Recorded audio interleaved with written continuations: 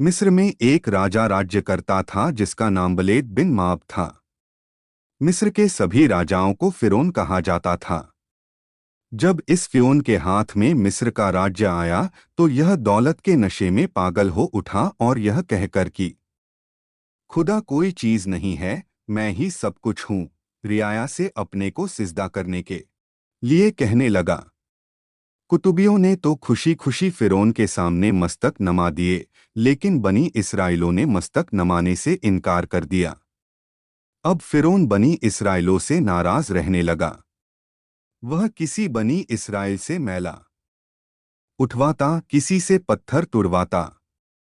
सारांश यह कि वह उनसे ऐसे घृणित और कठोर काम लेता जिन्हें वे कर भी न पाते।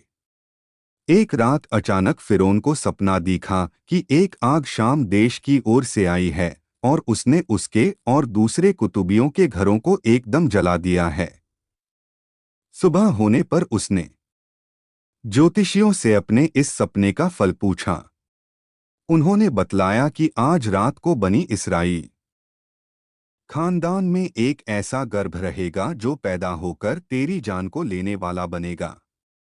यह सुनकर तो फिरौन के पांवों के नीचे से मिट्टी खिसकने लगी।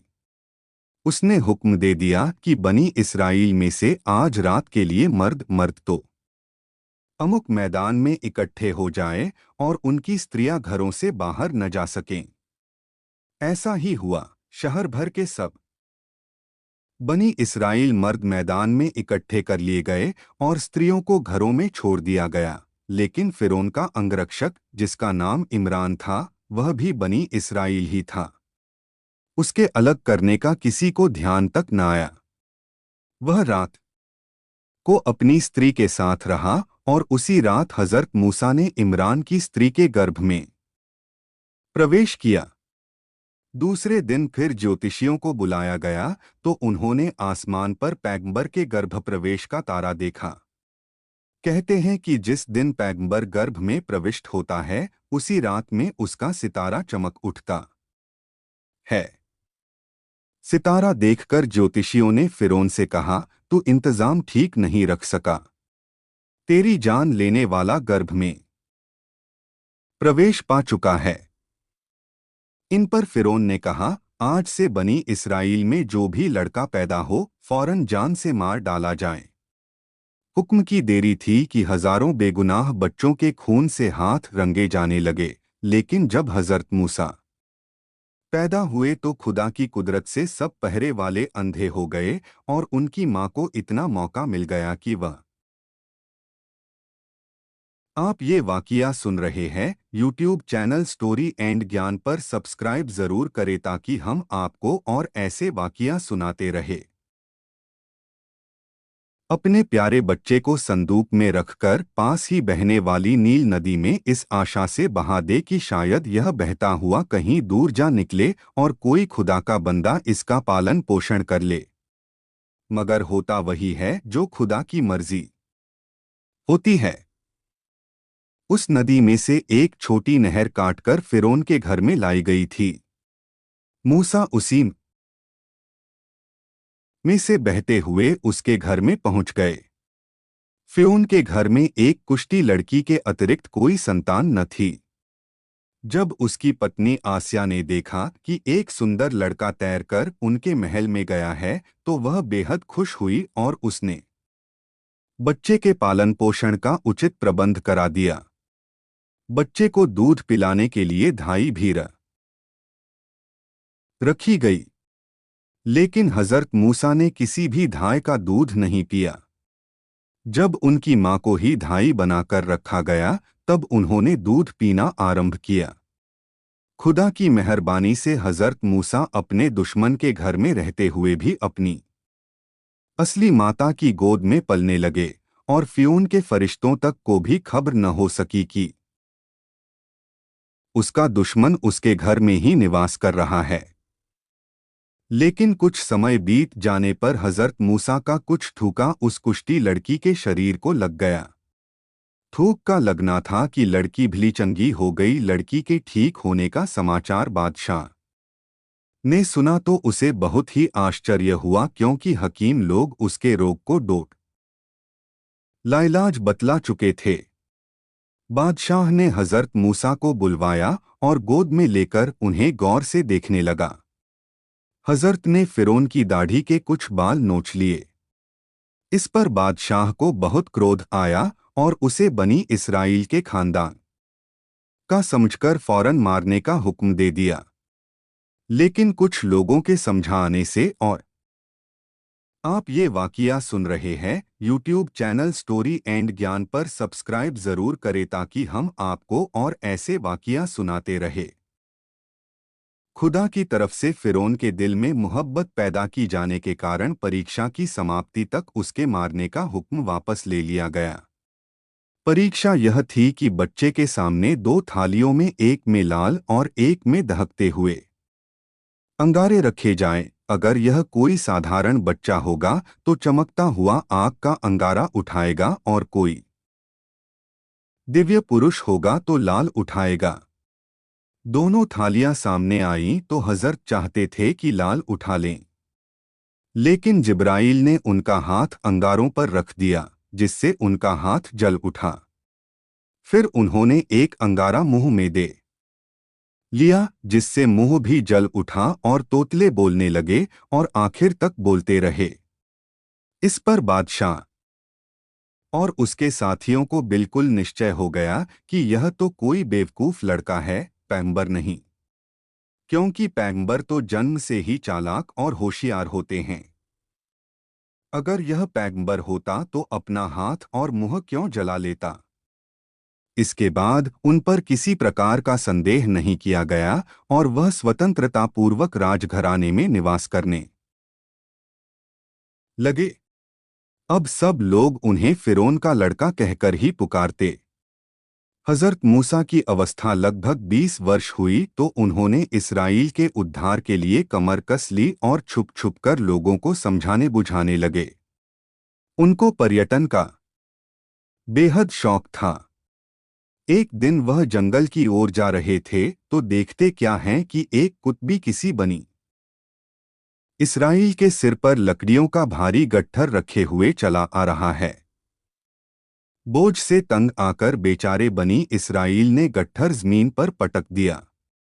इस पर कुत्बी मारे क्रोध के लाल हो गया और बनी इस्राइल को मारने को तैयार हुआ।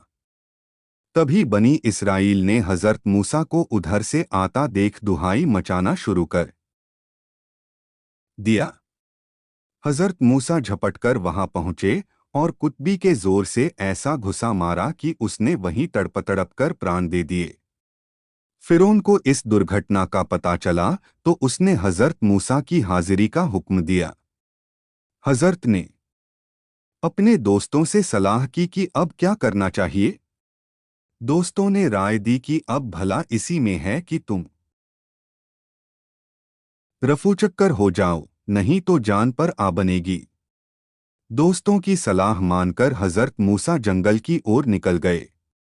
जंगल में यह देखते क्या हैं कि दो लड़कियां कुछ बकरियों को घेरे हुए एक कुएं के निकट खड़ी हैं। जब इन्होंने उनका परिचय पूछा तो उन्होंने बतलाया कि हम शोअब पैगंबर की लड़कियां हैं। हमारा पिता अंधा और दुर्बल है, इसलिए हमें ही बकरियां चरानी पड़ती हैं।